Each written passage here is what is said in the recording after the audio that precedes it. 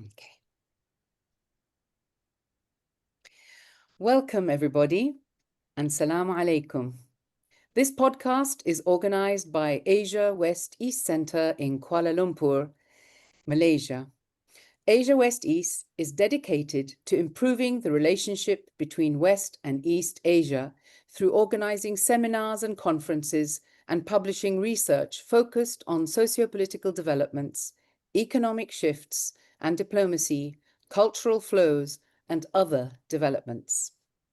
Today's episode is about decolonizing approaches to mental health, specifically the potential and efficacy of Islamic approaches.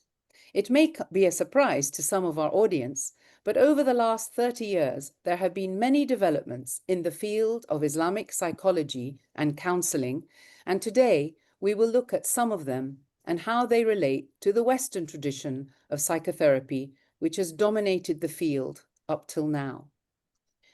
In the podcast are the hosts, Professor Sayed Farid Alatas, Professor of Sociology at the National University of Singapore, and myself, Dr. Munna Bilgrami, Research Associate with the University of Johannesburg, South Africa. Our guests today are Stephen Abdullah Maynard and Sabnum Dharamsi, pioneers of Islamic counselling therapy and training in the United Kingdom. For over 25 years, they have been offering training courses accredited by the CAPCB to prepare counsellors to work a model of the self derived from Islamic sources. Abdullah also founded the Latif Project, a community-based counselling service addressing the mental health needs of the Muslim populations of Birmingham and London. Welcome to you all. Thank you. Thank you, Abdullah and Sabnum, for joining us from the UK. I'd like us to just set the scene, perhaps by inviting us to define what we mean by the key terms here. What do we mean by mental health, Islamic psychology and counselling, and the idea behind decolonizing therapy? Sabnum, shall I start with mental health? Yeah, please go ahead. It's actually a really interesting subject to define within this context, because mental health is always defined within a, let's say, ideological or hegemonic context.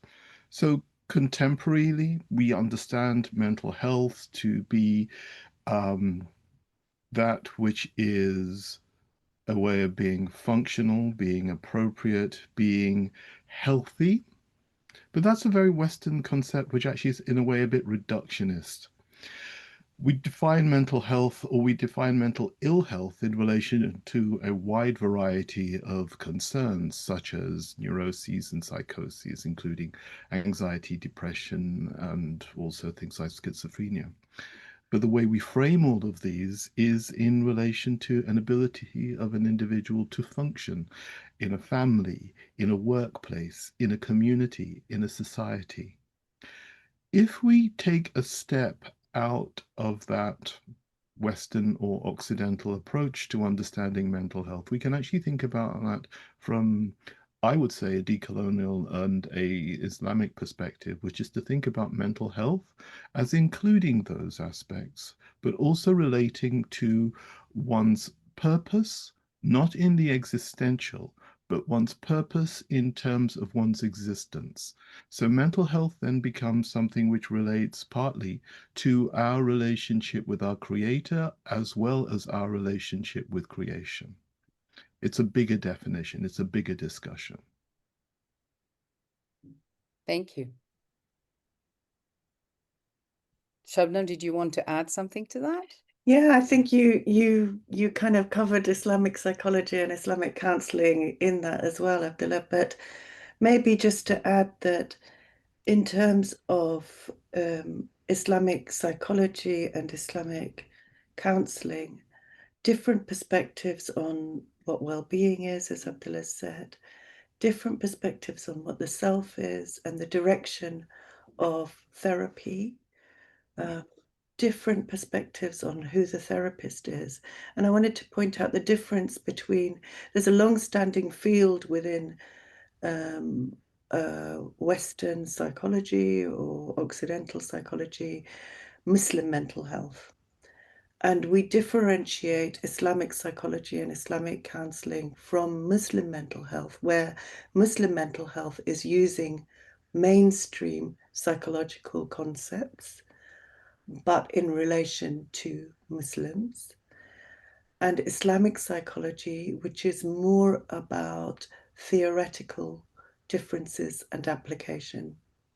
So Islamic counselling, in our perspective, can be applied to Muslims and non-Muslims. And that's really important from a decolonial perspective, because if we're challenging that idea that Western psychology is universal and can just be adapted for specific populations, we're still centering Western psychology. But if we are looking at Islamic psychology and Islamic counselling, we're saying that this is something which is really challenging those concepts, different, coming from a different place, a different understanding, and can potentially work with wider groups of populations. Well, thank you for clarifying these important distinctions. Perhaps you could, at this point, describe to us the difference, or what is the main difference in approach between the West-centric models and the Islamic ones? I mean, I'm aware that there is not just one Islamic approach, and we'll come to that, I'm sure, in due course. But what are the main differences between the Western models and the general field as it's forming of Islamic approaches? Shall I, Abdullah? So I think one of the key differences is this, which Abdullah has already referred to, that I think in Western psychology, it's really very much, it's born from it's born in a context which is very much like Freud was, developing his concepts in a colonial context. And so those teachings, those concepts, even though they've been challenged, have the marks of that particular ideology. So they very much work from a perspective of, he was very interested in Darwinism, so they very much come from this idea of an evolutionary perspective, and they cast the other as being lesser and primitive. And I think with Islamic counselling and Islamic psychology, there is such a huge sense of the sacredness of the human being, and the potential of a human being and the vastness of a human being. And that life doesn't only begin with birth, and nor does it end with death.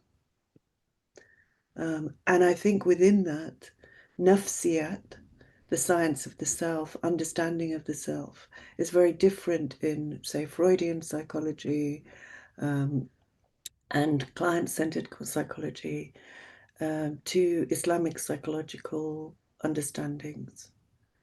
And the idea of human development is also really different. Like, what is our end? What is our end game? What's our purpose? Where are we going to? Where have we come from? What is healing and what's wellness? In modernity, not exclusively, and I don't want to essentialize the whole of Western psychology or Islamic counselling, but in modernity, like if you look at the DSM, which is the sort of Bible for psychological understanding, and they've changed, say, for example, the idea of grief, is sort of pathological when it goes on for longer than 2 weeks. Whereas our understanding, I would say, of suffering, of pain, is part of the human story and essential for our development. I mean, I feel clumsy as I'm saying that because I don't want to be reductive about Western psychology either, but the flavors of them are very different.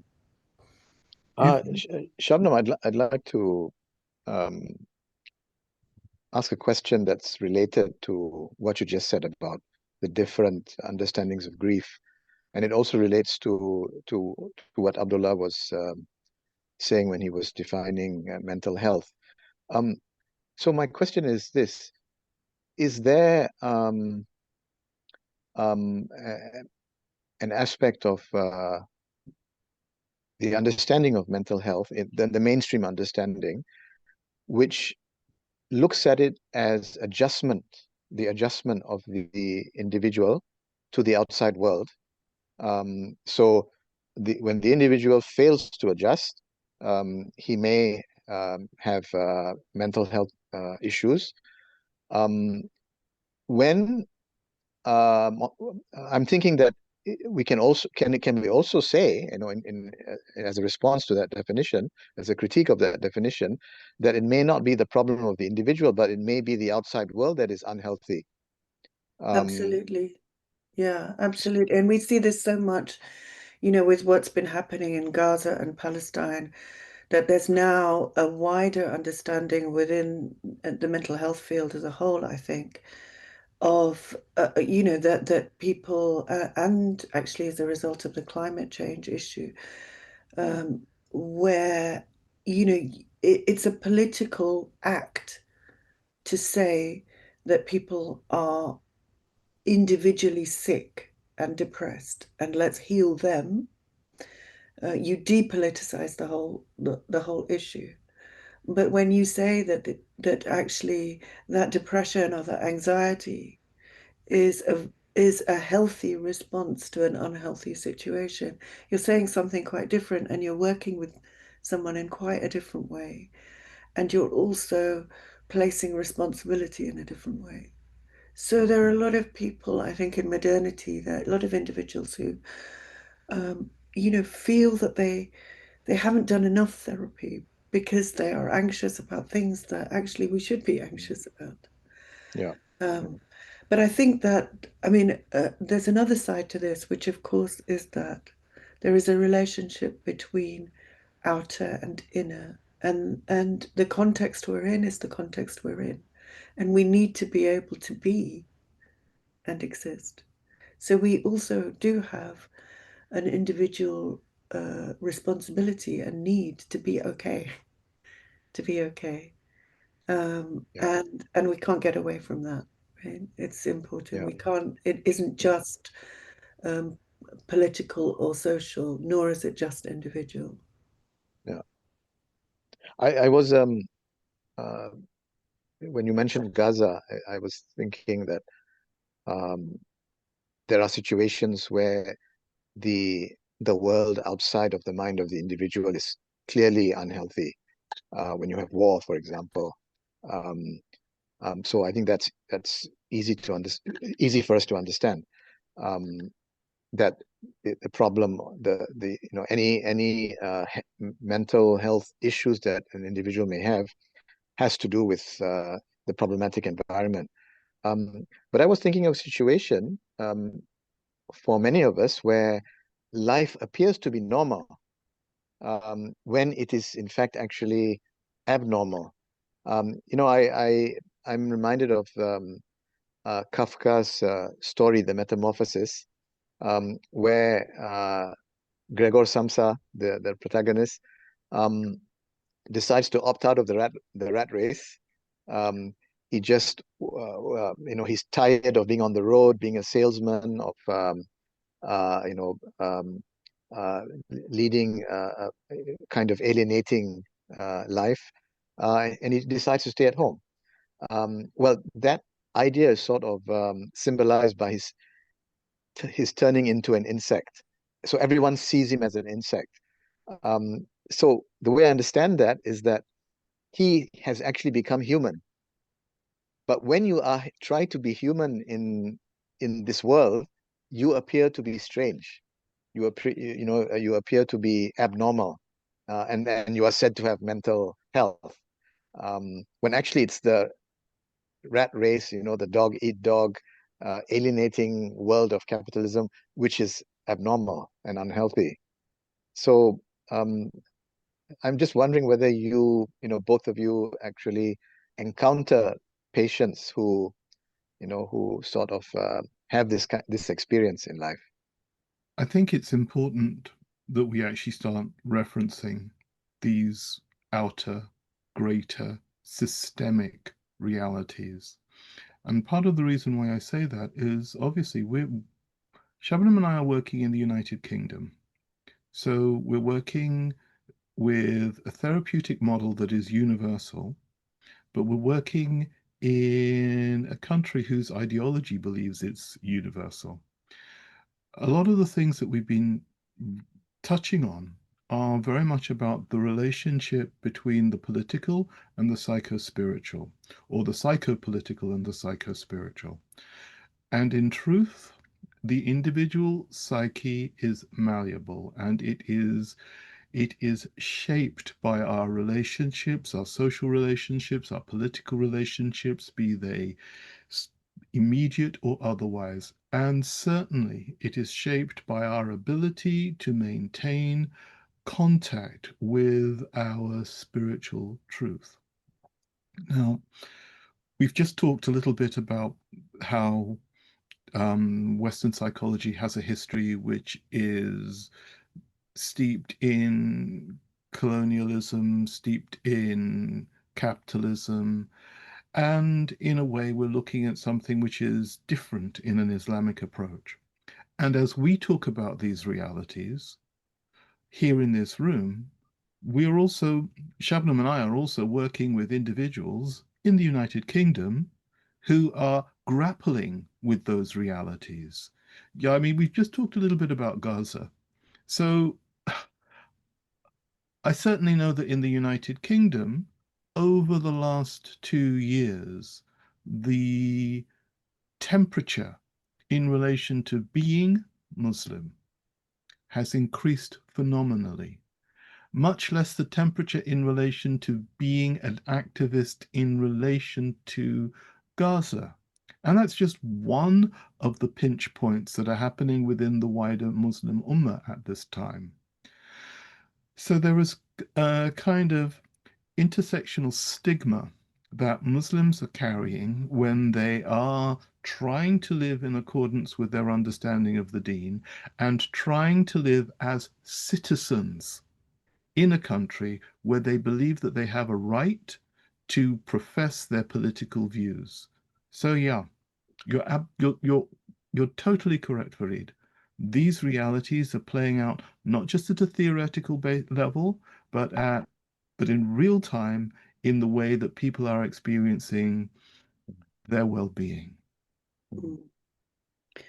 Yeah, and it's interesting what you sort of say, and in referring to Kafka as well, that sort of alienation of the spirit, and how, there are many clients who will come that are kind of at a point where they are experiencing their own vulnerability through the precariousness of work, the degradation of their spirit through, an employer-employee relationship, or the failure of relationships because of concentrating on that capitalist ideal. And we're not built this way. We're not built to just be tied to that capitalist ideal. And I think I can't remember whether it's Generation Z or Millennials or which one it is. But anyway, the different generations now are kind of thinking, well, like, actually, maybe, is this what I want? How do I want to actually spend my time? What is of value? So there are so many challenges in our current time where people are actually reflecting on this explicitly or implicitly experiencing failures in their lives because it's not working. It's not working. And that's often a point when people seek out therapy.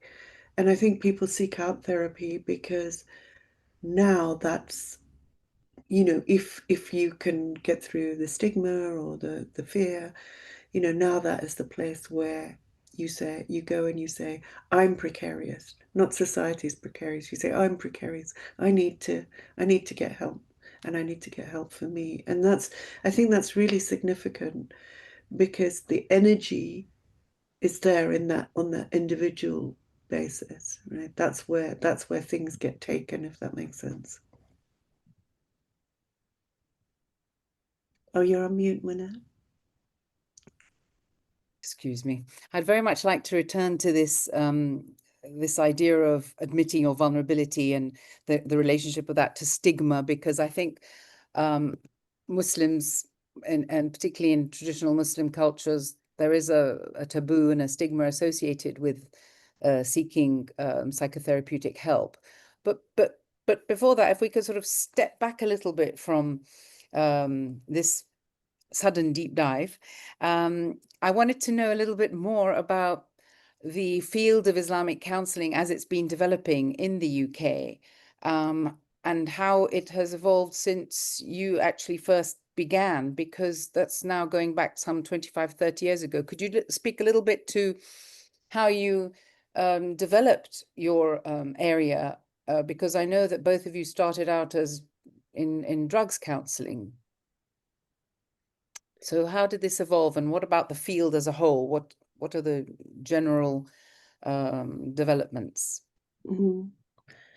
I think you're right. We started out as drugs counselling, and also research in community and for public health and local authorities, and so on, for local government. And so lots of different areas, kind of all around this, I suppose, theme of being well, as an individual or in society, in community. And then in the drugs field, Abdullah and I were part of a group where we were really interested in looking at the addictions field, and how it was dominated in the UK very much by white male clients that were heroin users.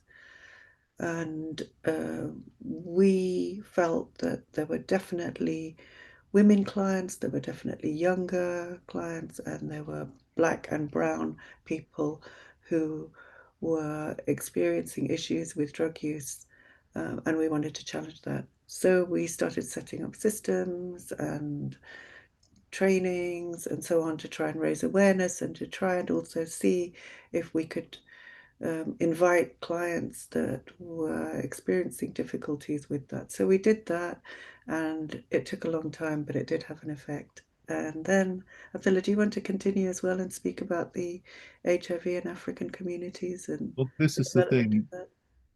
that? This is the thing, because then at that point, as time is time, HIV hit. And we can all remember, I'm sure, the politics of HIV. And that meant that there was a certain focus on African communities and HIV. I went into the HIV field from drugs, and one of the things that I set up was a training course in counseling skills, a certificate in counseling in the context of racism. It was aimed specifically at working with our communities in relation to developing counseling skills. I was guided, fortunate, whatever you want to say, to be setting up one of the first transcultural counseling courses at the time. We were supported by the Lincoln Institute of Psychotherapy. So we've gone from drugs, we've gone into transcultural counseling. And of course, we're both working in a way which we're trying to integrate our understanding of reality through our lived relationship with our sheikh as Marines. And we were very, very fortunate in the sheikh that we had, because his understanding of Quran is an incredibly psychological understanding of Quran. And the books that he was writing at the time kind of made it clear that there were therapeutic applications of Islamic knowledge. These were first outlined by his wife, who was also a psychotherapist. We took some training from her, and then we asked if we could take this model forward. And that's how we started the work around Islamic counselling at a time when really in the West there wasn't Islamic counselling, there wasn't Islamic psychotherapy, there wasn't Islamic psychology. Clearly, there had been earlier programs within Malaysia because Badri's work precedes ours. One of the ironies was that when we started providing training, we seemed to influence some of the stuff that developed in the US as well. But we developed a program of training, which we then got accredited. And from that, we went on, wrote the Muslim Mental Health Scoping Report, opened the Latif project. And so that's how we've been taking our work forward. Sabnum, do you want to talk about that in a context of the wider developments around Islamic psychology? Yeah, but also just to go back, when we developed counselling in the context of racism, which can I just point out the excellence of that title?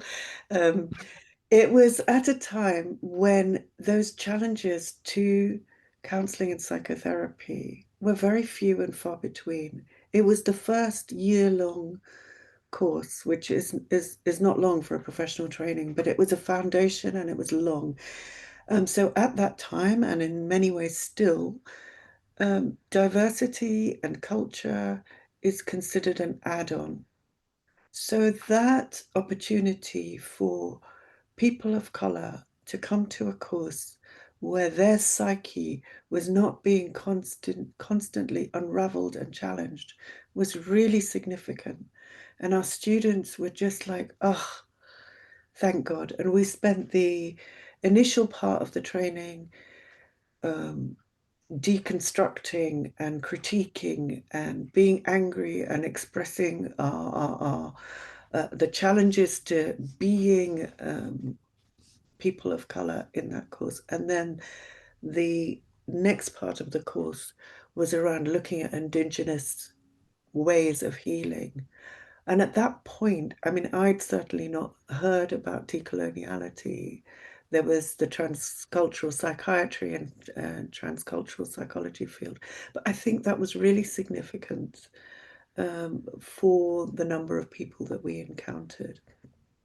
So having done that, and then experiencing the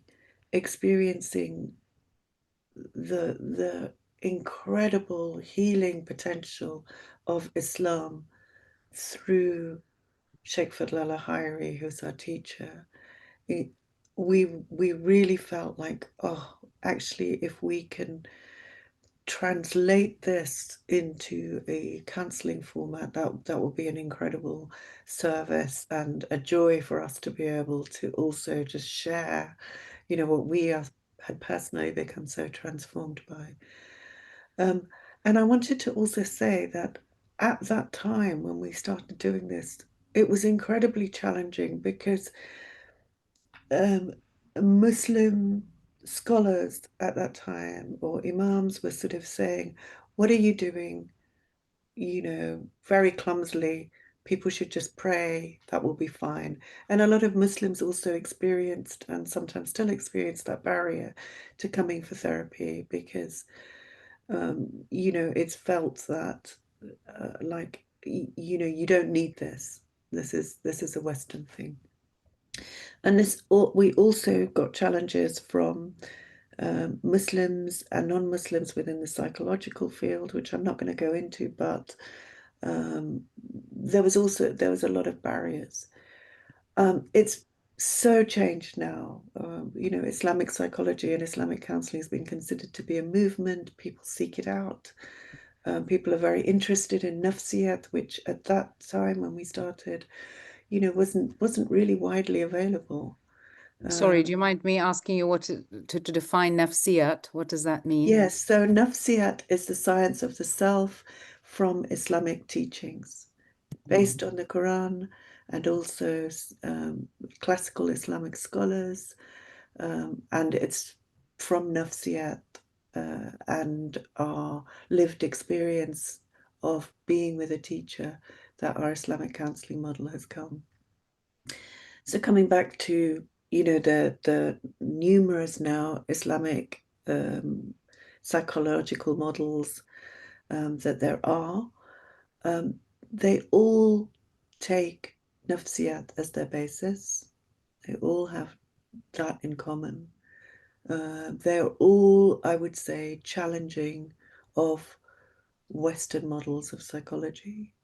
And I guess in some ways we understand ourselves by our difference, although I have kind of issues with that a little bit.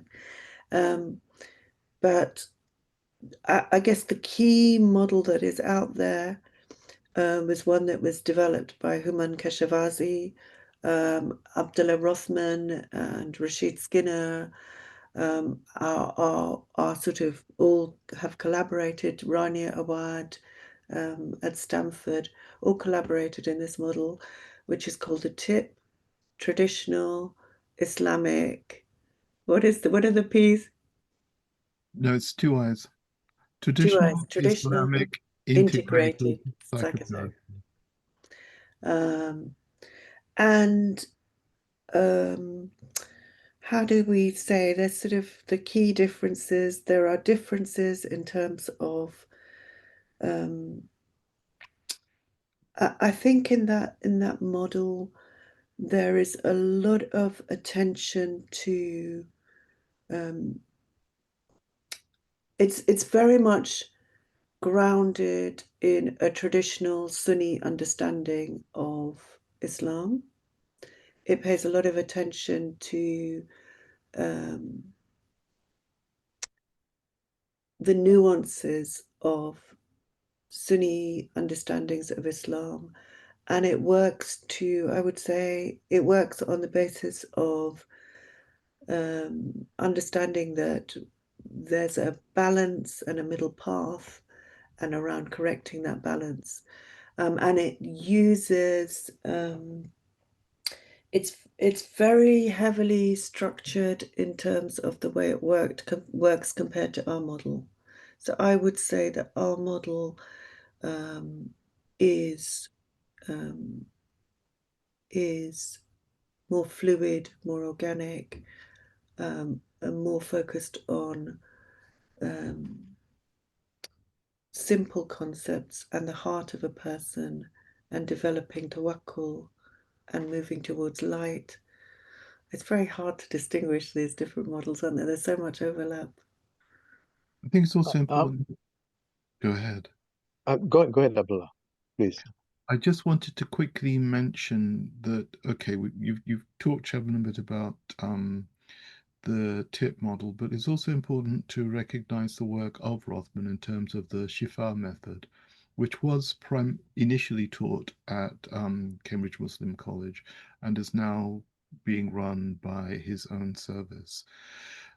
I think it's also important to note that in relation to these well-renowned models, in the UK, there are also a number of other models, such as the model produced by Sukoon, and also there's that organization in Birmingham. Are they still running a training program? I'm not sure. Do you mean the TIB-based model? Yes. Yes. Yeah. That's in Leicester. That's in Leicester, and that's obviously a model which is distinct from the other models that we've just mentioned because of the fact that it is much more biopsychological within an Islamic context, being based on TIB, whereas all of the other models we've been talking about so far have been much more about nafsiyat, as you mentioned. Yes, so I wanted to go back to the problem of of Western models. You're both talking about Islamic models, and of course there is the view that there is something deficient. There's the issue of deficiency. There's also the issue of irrelevance to some extent of Western models, Western psychological theories and practices. So my question is this: to what extent are these Western models deficient even for non-Muslims, even for Westerners? You know, and sort of related to that is the idea which you had mentioned earlier in the beginning, that your conception of Islamic counseling models is one of universalism. You believe that they are applicable and valid for everyone, not just for Muslims, as I think it should be. Now, how would you argue that if the Islamic counseling model is based on Islamic concepts such as nafsiyah, rooted in the Quran, rooted in the Sufi tradition, and so on and so forth, how would you argue that they, being rooted as such in the Islamic tradition, in Islamic texts and so on, how do they become relevant to, as far as the actual counseling of clients who are not Muslim? Shall I start on this one, Shabnam? I think at the heart of your question is the question of existential crisis. I think in terms of the everyday, certainly up until the pandemic, people felt that Western therapeutic models were sufficient and effective. Then we had this ridiculous situation where people were dropping down dead for no reason. And we've had crisis after crisis since. And they have been systemic and they have been personal. And what we've seen, certainly in the UK, has been a surge in recorded mental illness, some tapering off, but what's actually quite intriguing about that surge is a significant proportion of it is amongst younger people. Now, I personally interpret that within the conversation that we've been having earlier on about whether or not we're talking about individual well-being or well-being as opposed to societal lack of well-being, to put it as clumsily. Young people are asking big questions about why? What is the purpose of this? Why am I supposed to be living this way? And what we're seeing is increases in people on disability benefits because of mental health and behavioral problems. We're seeing, I think, a breakdown of the relationship between the individual and the society. Now, stepping back historically, as we mentioned earlier on in the conversation, the roots of the roots of Western psychology are in the Industrial Revolution, are in material capitalism, are in a colonial context. And if we think about those ideological formats, they do, by their basic nature, reduce the human being to their functionality. So if you've got a psychology which axiomatically sees the human being as functional, and you have a society which has been increasingly dysfunctional over time, but a society that comes to a crisis point where functionality does not make sense, then you get to the place that we appear to be today, wherein, yeah, a lot of people are asking about whether, a lot of people are actually going into therapy because, as Sabnum was saying earlier on, people are carrying the responsibility of, as they have been told, not being well. But at the same time, there are a lot of people who are actually saying, no, no, this isn't me, this is systemic.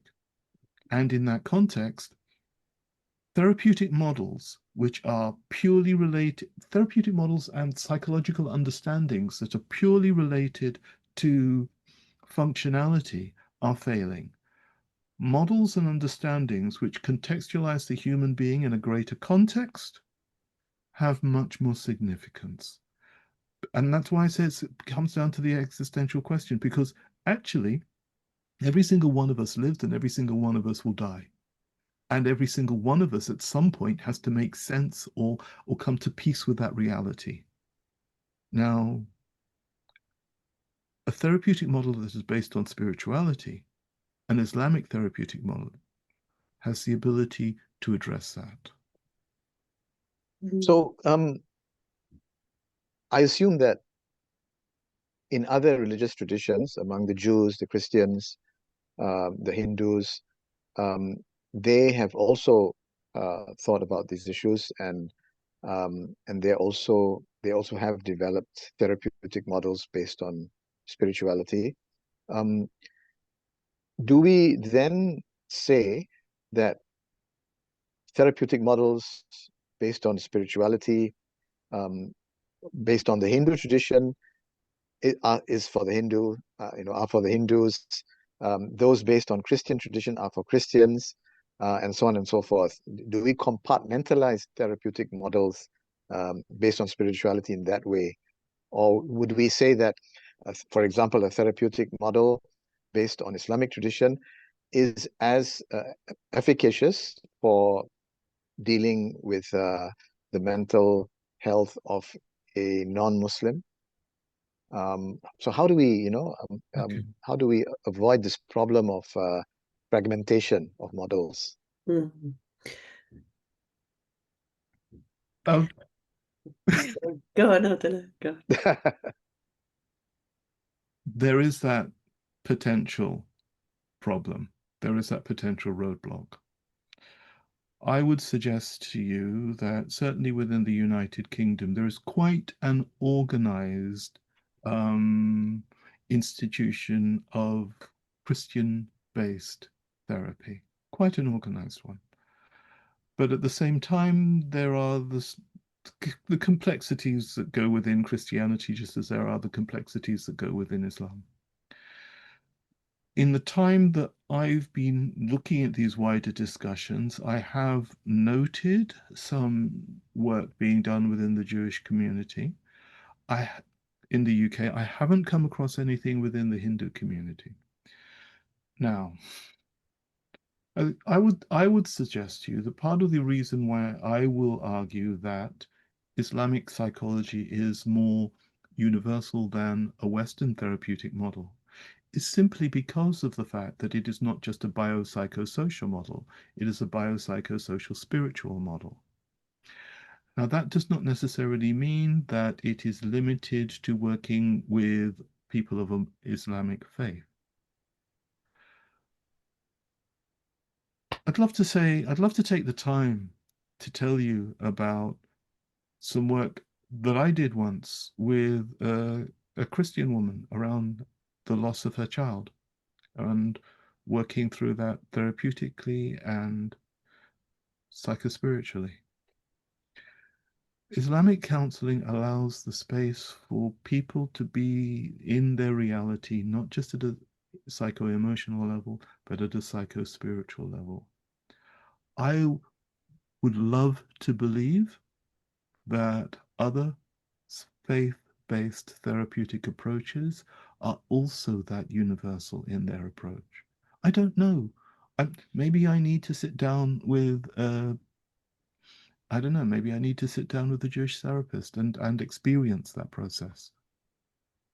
But this is how I think we get past this roadblock. Mm, mm. Yeah, thank you, Abdullah. What I was going to say is that I think that those existential questions that you're referring to, Abdullah, you know, the questions that we have about living and who we are,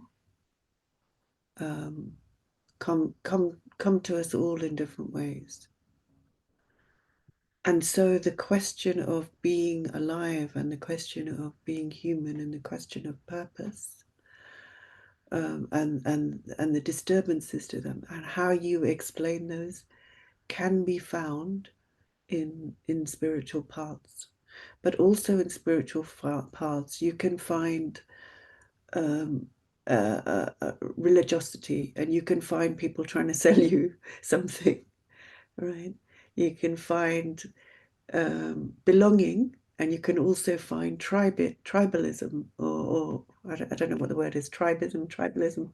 You can find that idea of, you know, I belong here, and this is where everyone should belong, and we should all do this way. So I think when we say universal, we're saying that, you know, we've been created with light and with love and with hope, that these religious teachings were born from a spirit of resistance against the prevailing sort of direction of society in all ages, not just in modernity. The pharaonic energy, in our teachings, we would describe it as pharaonic energy that would seek to degrade the human spirit. And so when we work, it's about a challenge to that. And and I think in the way that we work, it's kind of not irrelevant. Your biography and your background, and you know, the different things that we belong to and the different names that we give to things is relevant, and it's part of the interaction.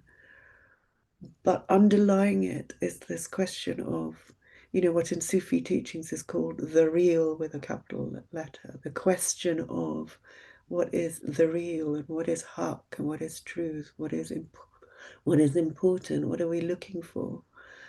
And this therapy, and I have seen this in Buddhist therapists and Christian therapists and Jewish therapists and Hindu therapists, this therapy is about that light and searching for that light and moving from that darkness, you know, which we see so clearly in modernity and the sickness of society and in our own selves. And it's about that movement, which is we would describe as health and well-being, right? The movement and the process.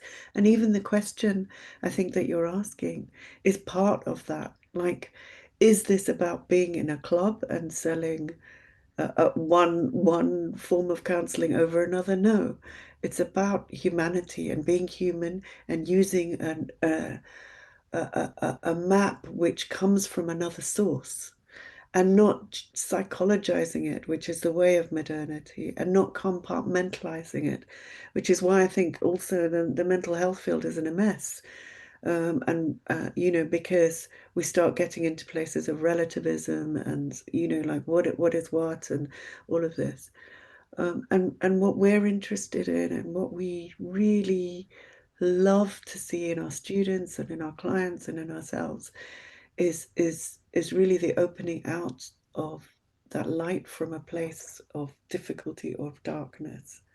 And you know, what might be described in modernity as pathology of you know, being on a self-destructive road, of turning into that spider that you said, you know, like in Kafka, would actually be considered as maybe a healthy response in Islamic psychology and maybe in other psychologies. So we're also fighting in some ways, you know, that sort of way in which,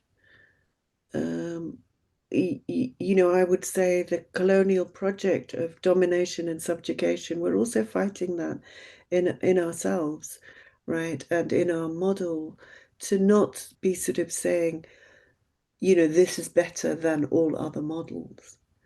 we're actually interested in what this process is saying about our humanity and the way that we live.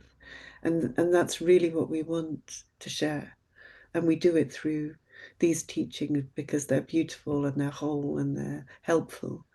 And I always remember what one of my teachers, Alia Hari, actually said to me. She said, "Well, if I found a better method, I would be on my knees and crawling towards that." And I always hold that in relation to our method. If we find something better, let's do that. Yeah. Could I though pose a question at this point? If we can equate nafsiyat or the ulum al-nafs, the traditional sciences of the self, if they're equatable to an Islamic psychology, and it does answer the questions of who am I, as well as how can you address the needs of mental health, is there a defining line? Where does it stop? I mean, beyond treating pathologies, does Islamic psychology as a whole actually show us how to be better humans, to be more fulfilled? I mean, does Islamic counseling teach eudaimonia? I mean, well-beingness? I'm, the lines seem that, do they blur here somewhere? Because you're talking about something very comprehensive. I think they do blur, and in my experience, there are, like, many people come to therapy because they're in places of vulnerability, and we all experience that. And those vulnerabilities can, be perceived as huge. For example, incest, or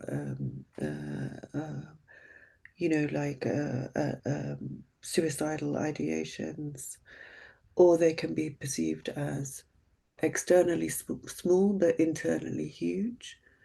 So people often come because they're in trouble, in other words, in distress. But people also come because they want to be better, because they recognize there are patterns of stuckness. They come because they they're experiencing a spiritual transition, because they want to, like, also even in a material sense, they want to get ahead in their careers or their work, or so I think there is a blurring, and I think there should be, probably, that it's helpful, and it's an opportunity to also reflect in a way, in a place which doesn't have an agenda aside from wanting the best for that person. So I advocate it because I think it's helpful. We often don't give ourselves that space to really reflect and see the patterns in our own selves and in our lives. And I think that's also one of the benefits of Islamic counselling training, where people come and they actually get to experience that combination of love and discipline and service, and flourish themselves.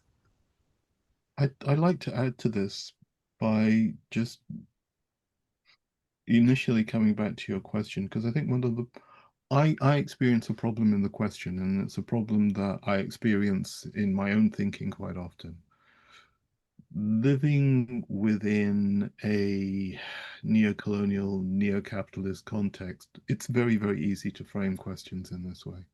It's very, very easy to think in this way. I'll give you a joke. Sabnum and I were watching Netflix. Yes, we watch telly. And we were watching a Latin American comedian, Christelle. And I can't remember which of her sets it was, but her sets are called, each program she's done was either lower classy, middle classy, or upper classy, because she's earning money now. And she's come from that Latin American migrant, marginalized context. And Poverty. one of the jokes, yeah. And one of the jokes she raised was, I have therapy money. Because she's moved into something where she is now able to do something.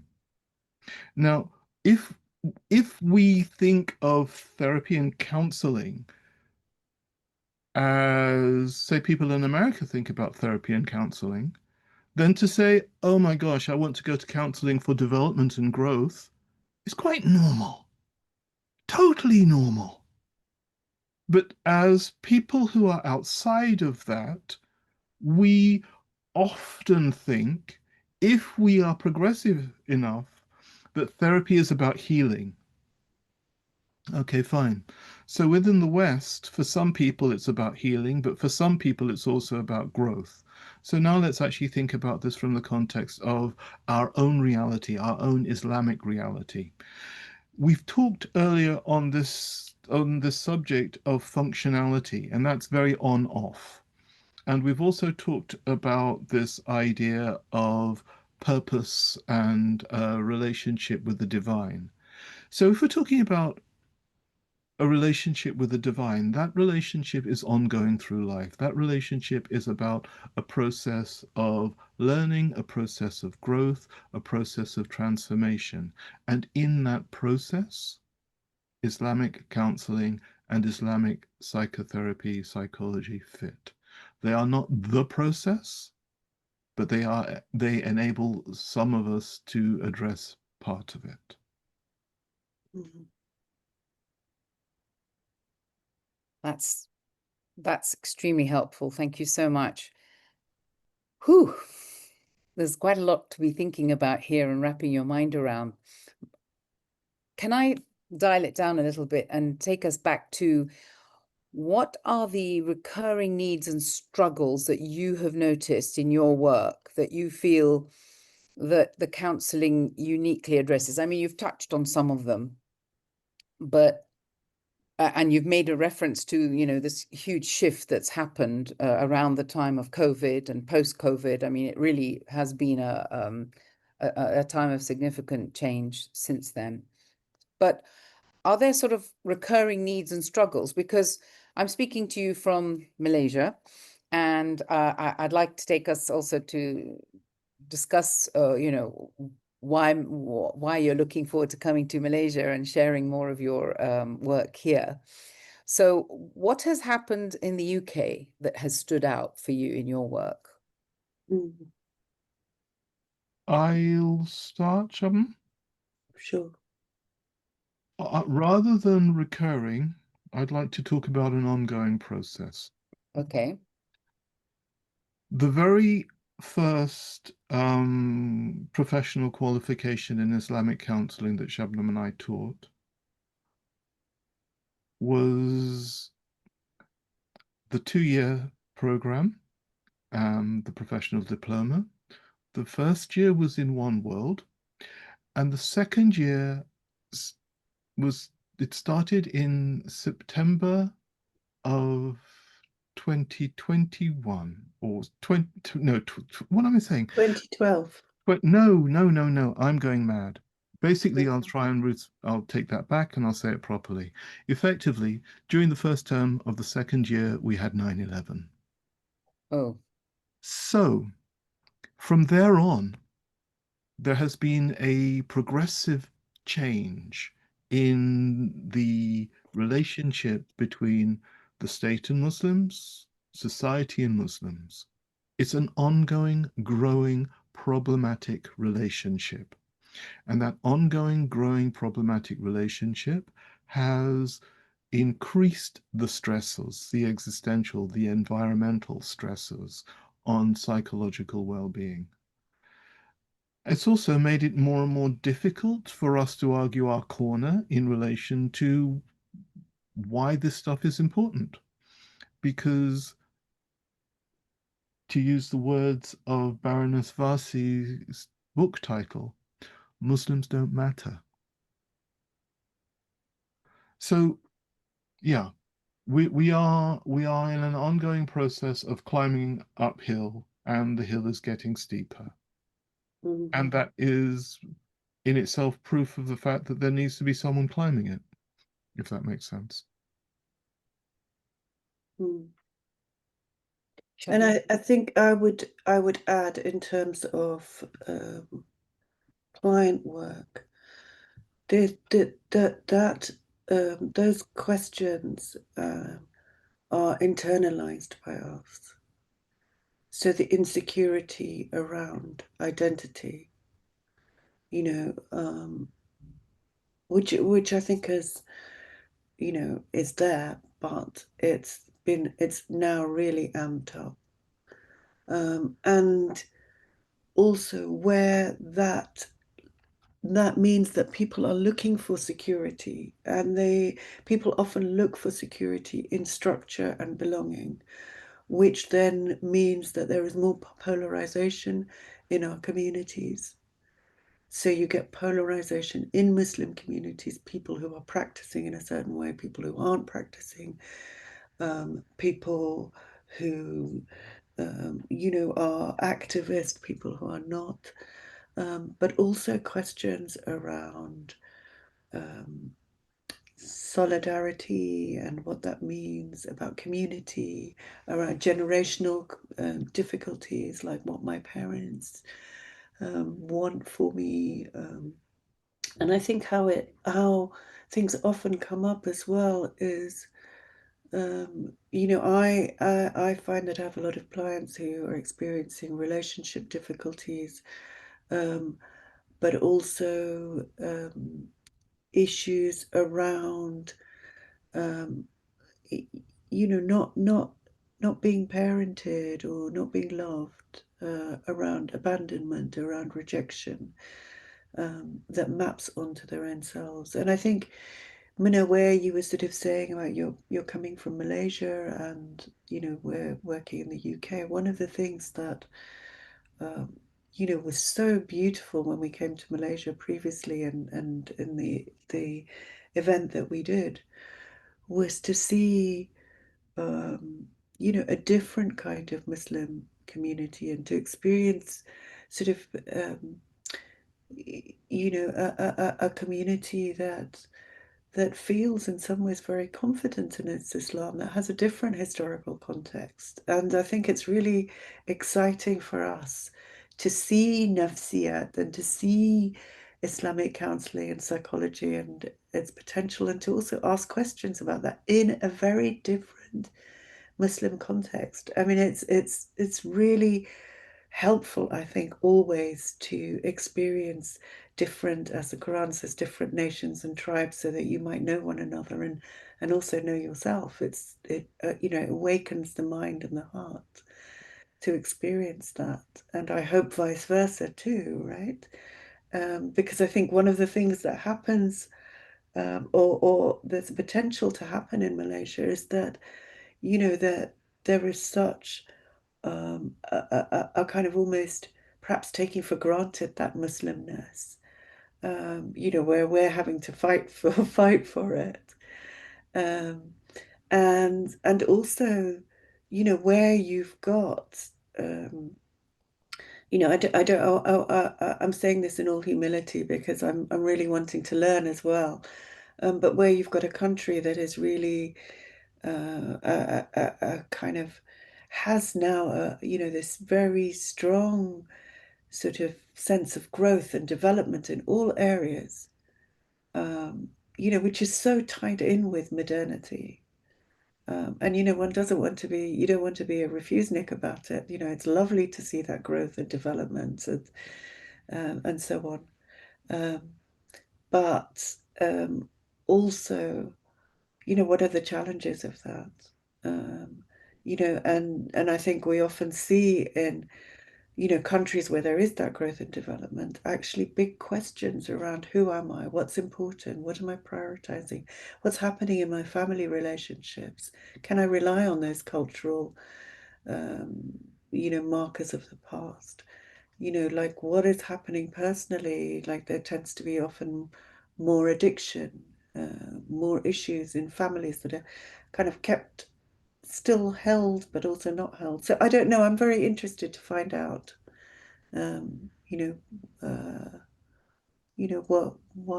what is going on in Malaysia, and if this can be of use.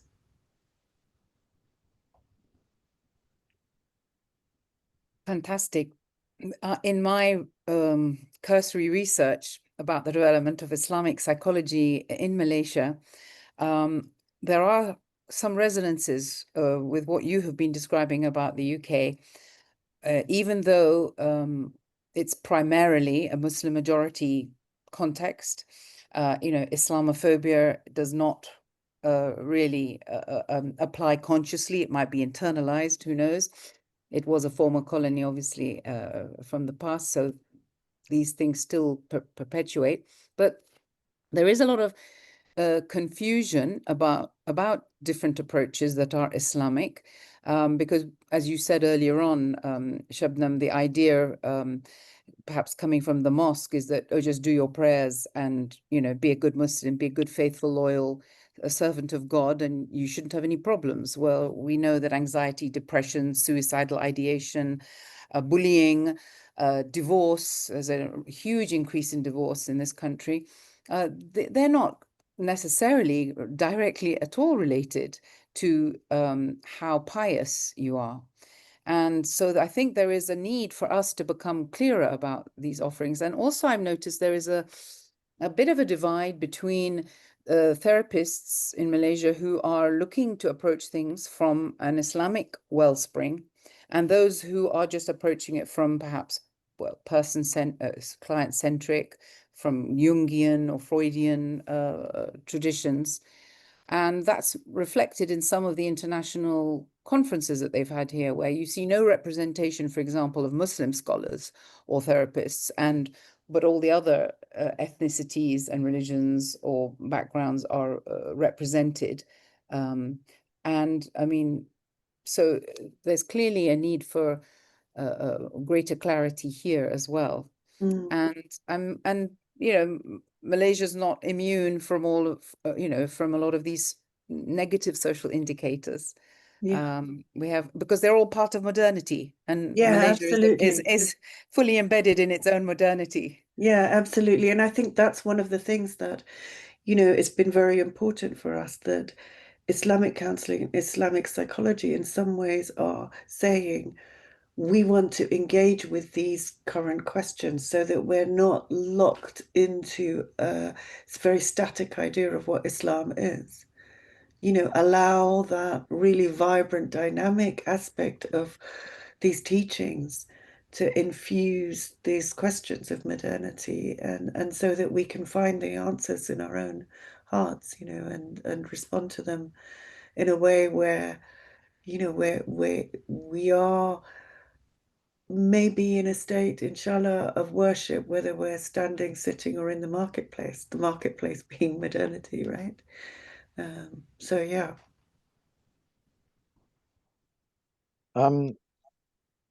Shabnam and Abdullah, as we come to the end of this very interesting conversation, I'd like to ask about the trainers. We've spoken mostly about Islamic counseling in the context of the clients. But when it comes to the trainers, when it comes to psychologists, counselors, as well as the people that you have experienced training, and you have of course experience in the UK, and you have some familiarity with Malaysia. What do you feel is the what is the extent to which psychologists, counselors are attuned to this problem, critical of the mainstream models, and are aware about the need for alternative models? I think, sorry, Fareed, I got slightly distracted by the chat. Could you repeat the end part of that question? Oh, well, just, asking about to what extent do psychologists and counselors, especially those in the Muslim community, but also in general, to what extent are they aware of the need for alternative models? This is part of the work that we are doing to really raise awareness in the mainstream and in community around what this model is, what alternative models are, and also within the training itself. We try to engage with the professional issues as well, not just professional issues in terms of, like how you work with a client and all of that, but also the debates within the field, because that is part of the politic. Modernity, I think one of the aspects of modernity as a whole is the way that religion, religious, is psychologized, and within that we also have our own issues around religiosity and our own questions. So part of the training, we begin by like, well, who are we, and how can we fall in love with this, and we avoid terminology, and then we develop into marrying the terminology of nafsiyat so that we're engaging from that level.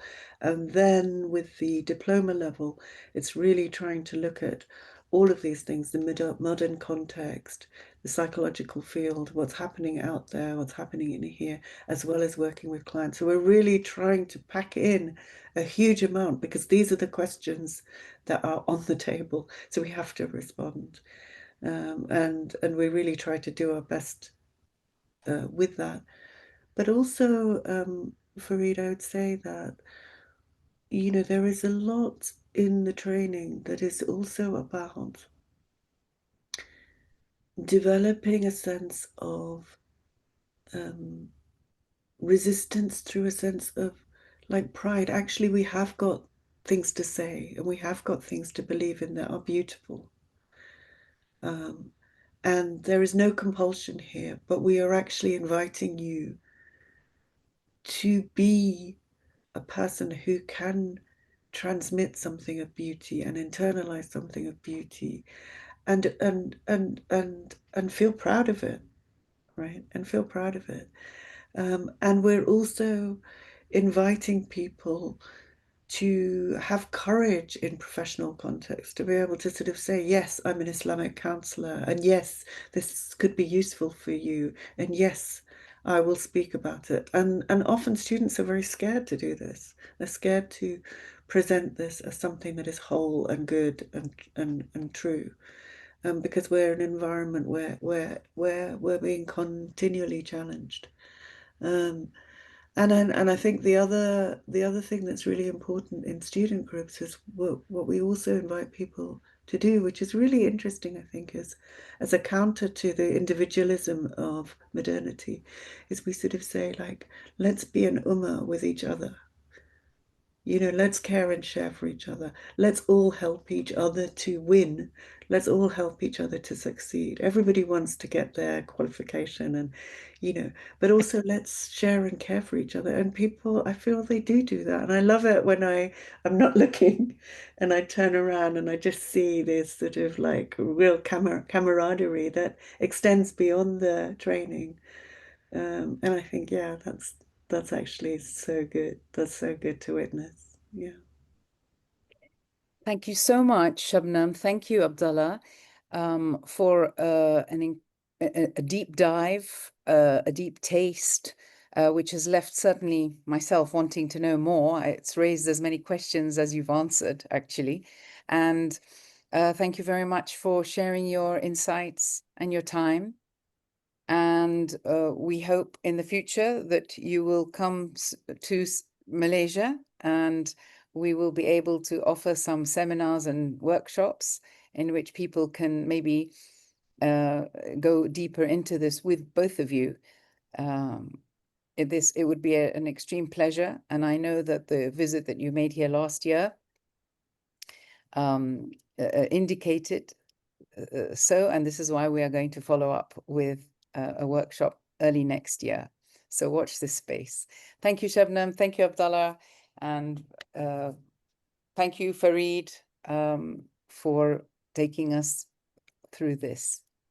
Thank you so much, Thank you. Maynard. Thank you, Farid, and thank you to Asia for inviting us, and we look forward to being in Malaysia, inshallah. Thank you. Thank you so much. It was a very nice conversation, and we look forward to seeing you here physically and to further conversations. Thank you. Thank you. Thank you.